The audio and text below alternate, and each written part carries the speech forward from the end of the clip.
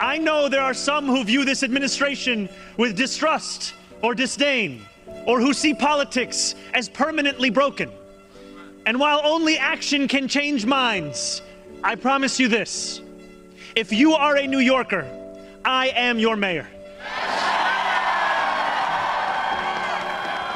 Regardless of whether we agree, I will protect you, celebrate with you, mourn alongside you, and never, not for a second, hide from you. I thank the labor and movement leaders here today, the activists and the elected officials who will return to fighting for New Yorkers the second this ceremony concludes, and the performers who have gifted us with their talent.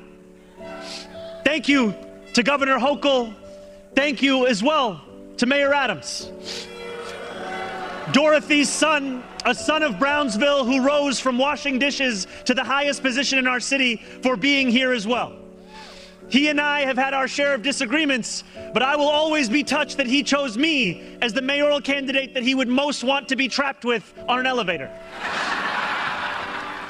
Thank you to the two titans who, as an assembly member, I've had the privilege of being represented by in Congress, Nidia Velázquez and our incredible opening speaker, Alexandria Ocasio-Cortez.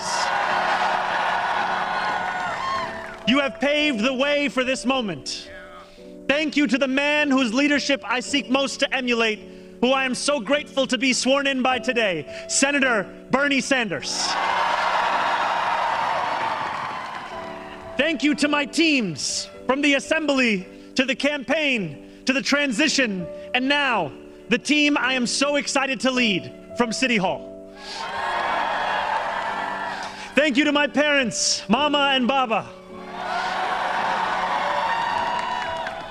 for raising me, for teaching me how to be in this world, and for having brought me to this city.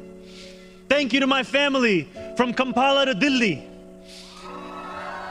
And thank you to my wife, Rama.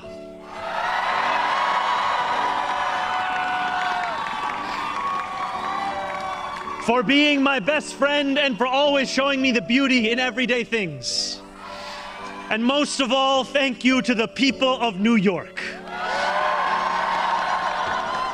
A moment like this comes rarely.